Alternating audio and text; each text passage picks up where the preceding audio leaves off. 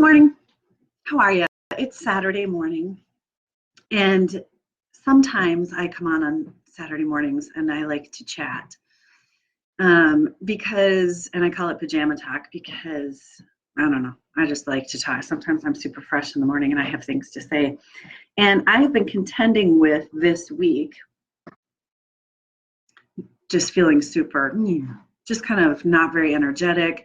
I've been feeling super tired. And I don't know, am I the only one that ever feels that way? Do you ever feel that way where you're just like, I just don't have a lot of energy. I don't feel like doing anything. I just feel like, not doing my normal things. And so first thing I wanted to do was just to normalize it. Every day is a different day. Every week is a different week. Every month is a different month. And we ebb and we flow. And so I just want to normalize that sometimes you have more energy than other times. And that happens. But I wanted to talk today about some ideas in dealing with that, because I don't know about you, but on the days that I have very low energy, or in the weeks when I feel super low and I feel kind of this dip, I sometimes start to kind of beat myself up a little bit about that. And I'll start to be like, what's wrong with you? Get up, get out, go work out, get to the gym, lift some weights, And the voices kind of start back here with this punishing me for feeling this dip in energy. And I guess what I want to just say is that I think we have a few choices when we start to feel tired, or when we start to feel like, I just don't feel like working out. And you get to make choices around that. But I think the first thing that I have learned about the voices that start talking to me when I'm feeling a low energy period is to stop them and say, whoa. I used to, no joke, push through all of that. I was frenetic. Ask anybody who knew me about 10 years ago, and I never listen to myself. I never listened to the truth of my body. I would push through, and I would go to the gym whether I felt like it or not. I would go for a run whether I felt like it or not, because not doing it said something about me. It said something about me being, I don't know, lazy, not committed enough. It's crap. It's crap, all that stuff. Because the fact of the matter is, then you're overriding the truth of your body. You're not actually listening to the truth of you. And sometimes we need rest.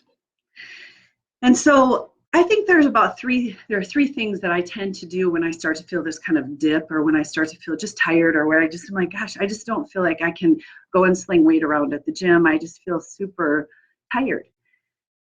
First thing is, I try to be spacious around it. And I try to be like,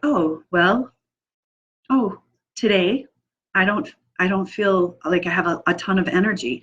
So I try to be spacious and just be like, oh, look, I don't have a ton of energy today. So I'm not going to push through. Give myself permission to not push through. That is monumental, because then you're listening to the truth of you.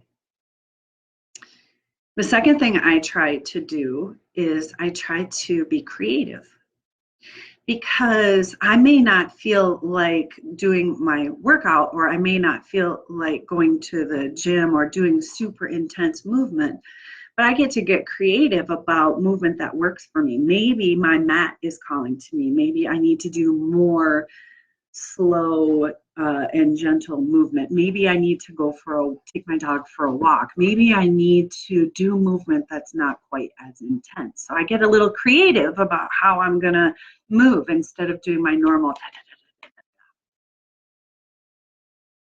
And then the third thing I do is I try to do the opposite from time to time. So sometimes 2 or 3 days into my, I will try to do the opposite, and my body will say, oh no, yeah, it's day 3.